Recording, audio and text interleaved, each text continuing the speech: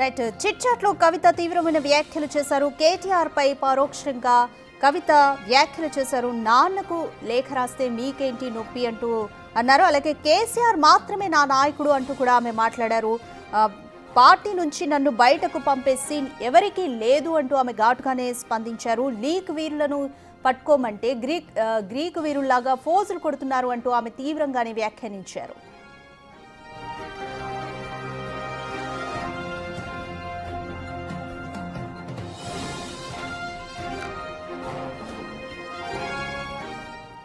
Right Nagesh, మనం breaking చూస్తున్నాము. కేసీఆర్ మాత్రమే నా నాయకుడు, నాన్నకు లేఖ రాస్తే మీకేంటి నొప్పి అంటూ కూడా కవిత వ్యాఖ్యానించారు. ఇంకా తీవ్రంగా చెప్పాలంటే నన్ను పార్టీ నుంచి బయటకు పంపే సీన్ ఎవరికీ లేదు అంటూ కూడా ఆమె చెప్పారు. సో దీంతో సపరేట్ పార్టీ పెడతారన్న ఊహాగానాలకు చెక్ పెట్టినట్టు అయింది. అలాగే కేటీఆర్ మీద ఇండైరెక్ట్గా ఇవన్నీ కామెంట్స్ అనుకోవచ్చా?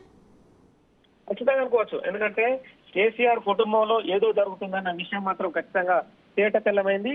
ఖచ్చితంగా కవిత వ్యాఖ్యలు చూస్తే మాత్రం కేటీఆర్ ని టార్గెట్ చేసినట్టుగానే మాట్లాడుతుంది. ఎందుకంటే పార్టీకి సంబంధించిన వ్యవహారంలో ఎక్కువగా కవిత ఇష్యూస్ ని తీసుకురాకపోవడం, కవితను అందులో అంటే ప్రెస్ మీట్లలో కానీ మిగతా ఇష్యూస్ లో కూడా ఎక్కడ పట్టించుకోకపోవడం అనేది కూడా అసంతృప్తికి గురి చేసినట్టుగా కవిత వ్యాఖ్యలు మనకు అర్థమవుతుంది.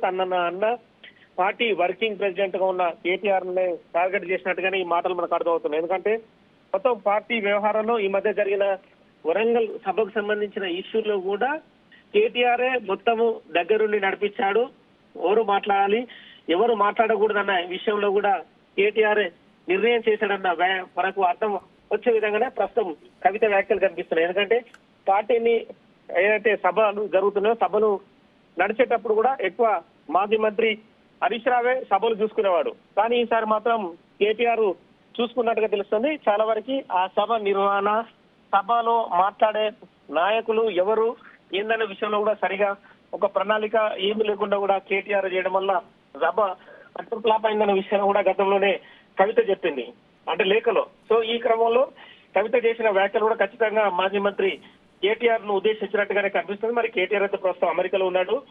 కేటీఆర్ నుంచి కూడా ఖచ్చితంగా ఈ వ్యాఖ్యల పైన కూడా సమాధానం రావాల్సి అయితే ఉంది. రైట్, అయితే లీక్ వీరులను పట్టుకోమంటే గ్రీకు వీరుల్లా ఫోజులు కొడుతున్నారు. సో ఈ వ్యాఖ్యలు ఎవరిని ఉద్దేశించినట్టుగా అనుకోవాలి? అంటే ఇప్పుడు ఇక్కడ గ్రీకు వీరుడు, లీక్ వీరుడు రెండింటికి మరి తనన్న ప్రస్తుత వర్కింగ్ ప్రెసిడెంట్ గా ఉన్న కేటీఆర్ అనేది మాత్రం స్పష్టంగా అర్థమవుతుంది. అంటే నా నాన్నకి లేఖ రాస్తే మీకు ఏంటి నొప్పి అన్న విషయం మీద మాత్రమే ఆమె ఖచ్చితంగా డైరెక్ట్ గా ప్రశ్నించింది. కేసీఆర్ మాత్రమే నా నాయకుడు అంటే ఆమె సొంత నాయకుడా, మరి పార్టీకి సంబంధించిన ఓవరాల్ గా నాయకుడే మరి, కానీ నా నాయకుడు అని చెప్పుకొచ్చింది. నన్ను పార్టీ నుంచి బయటకు పంపే సీన్ ఎవరికీ లేదు. అంటే అందులో మరి మిగతా వ్యక్తులు అంటే వర్కింగ్ ప్రెసిడెంట్ ఉన్న కేటీఆర్ కావచ్చు, మిగతా అంటే పార్టీ పొలిటీ బ్యూరో ఉంటుంది, క్రమశిక్షణ సంఘం ఉంటుంది, వాటన్నిటి కూడా ఎవరిపైనా చర్యలు తీసుకోవాలన్నా కూడా ఖచ్చితంగా పార్టీ వర్కింగ్ ప్రెసిడెంట్ కేటీఆర్ఏ దిశానిర్దేశం చేయాల్సి ఉంటుంది. క్రమశిక్షణ చర్యలకు షోకాజ్ నోటీసులు ఇవ్వాలని కూడా కేటీఆర్ఏ. కానీ డైరెక్ట్ గానే ఆ కేటీఆర్ కు ఆ సీన్ లేదన్న అర్థం వచ్చే విధంగానే చిట్ చాట్ చేసింది. పార్టీలో లీక్ వీరులు బయట పెట్టమంటే గ్రీక్ వీరులాగా పోజులు కొడుతున్నారు. అంటే ఇట్లా బీఆర్ఎస్ పార్టీలో గ్రీక్ వీరులాగా పోజు కొట్టేదవది ఎవరనేది కూడా ఆమె అర్థం వచ్చే విధంగానే ఆమె మాట్లాడిన పరిస్థితి మనకు కనిపిస్తుంది. అంటే పెయిడ్ యూట్యూబ్ ఛానళ్లు ఆడపడుచుల పైన కుట్రలు చేస్తున్నారు. మరి అంటే అమెరికాలో, కెనడాలో ఇంకా చాలా దేశాలలో కూడా యూట్యూబ్ ఛానల్ పెట్టడం కానీ, ఎక్స్ వేదికగా కొన్ని అకౌంట్లు ఓపెన్ చేసి పనులు చేయడం కావచ్చు, ఇవన్నీ కూడా ఖచ్చితంగా ఆడపడుచునైనా అంటే కేసీఆర్ కుటుంబంలో ఆడపడుచునైనా తనను వేధిస్తున్నారనే విషయాన్ని డైరెక్ట్ గానే ఆమె మాట్లాడిన సందర్భం కనిపిస్తుంది. మొత్తానికైతే ఓవరాల్ చిట్ చాట్ సంబంధించి కూడా అంతర్గత విషయాలు బహిర్గతంగా బయట పెట్టింది ఎవరో తేలాలి అన్న విషయాన్ని కూడా ఆమె డైరెక్ట్ గానే క్వశ్చన్ చేస్తుంది. మరి ఆ లేఖను బయట పెట్టడం కావచ్చు, పార్టీలో జరుగుతున్న అంతర్గత విషయాన్ని బయటకు లీక్ చేయడం కావచ్చు, ఇవన్నీ కూడా ఒక కుట్ర ప్రకారమే బీఆర్ఎస్ పార్టీని బదనాం చేయడానికి జరుగుతున్నాయి. తాను కొత్త పార్టీ పెట్టే ప్రసక్తే లేదన్న దానికి మాత్రం ఆమె సమాధానం చెప్పింది. పార్టీలోనే ఉంటా, పార్టీ ఎవరు క్రమశిక్షణ చర్యలు తీసుకుంటారో చూస్తా చెప్పి కూడా పార్టీ నేతలకు సవాల్ విసిరిందనేది కూడా ఖచ్చితంగా చెప్పొచ్చు. బీఆర్ఎస్ ను బీజేపీలోకి విలీనం చేయాలన్న కుట్ర జరుగుతుంది. 101% కలపడానికి ట్రై చేస్తున్నారు అంటూ కూడా స్వయంగా కేసీఆర్ కుమార్తె ఇలా కామెంట్ చేయడాన్ని ఏ విధంగా చూడాలి? ఖచ్చితంగా. ఎందుకంటే ఆమె లేఖలో నాన్నకు ప్రేమతో రాసిన లేఖలో కూడా వరంగల్లో అంత పెద్ద భారీ బహిరంగ సభ నిర్వహించిన క్రమంలో కూడా బీజేపీ పార్టీని ఒక్క మాట కూడా అనకుండా, అంటే ఆ స్పీచ్ ని పొడిగించకుండా తనను ఇరుకున పెట్టి, అంటే లిక్కర్ స్కామ్ లో తనను ఇరుకున పెట్టి జైలుకు పంపించిన జాతీయ పార్టీని ఏం మాట్లాడకుండా ఎందుకు కేసీఆర్ ను కంట్రోల్ చేసిందో అన్న దానికి కూడా సమాధానం రావాలని చెప్పి ఆమె పట్టుబడుతోంది. ఎందుకంటే ఒకటే లైన్ మీద, అంటే కొంతవరకే మాట్లాడి వెళ్ళడం అనేది కేసీఆర్ లాంటి నేతకు సరికాదు. ఎందుకంటే బీఆర్ఎస్ పార్టీ అధినేతగా, మాజీ ముఖ్యమంత్రిగా కూడా తెలంగాణలో కేసీఆర్ కి ఒక ఇమేజ్ ఉంది.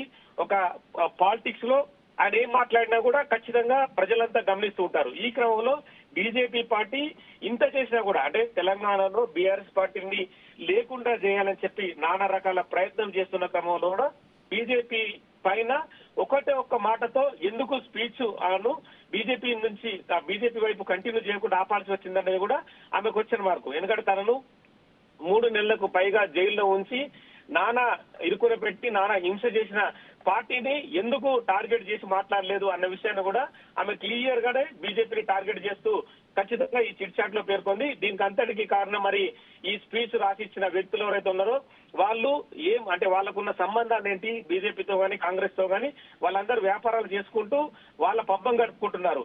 కానీ పార్టీ లైన్ అనేది ఒకటి ఉంది. ఆ లైన్ ప్రకారం పార్టీ వెళ్లకుండా మాత్రం ఖచ్చితంగా ఆ గ్రీకు వీర్లు అడ్డుకుంటున్నారనే విషయాన్ని మాత్రం స్పష్టం చేస్తోంది.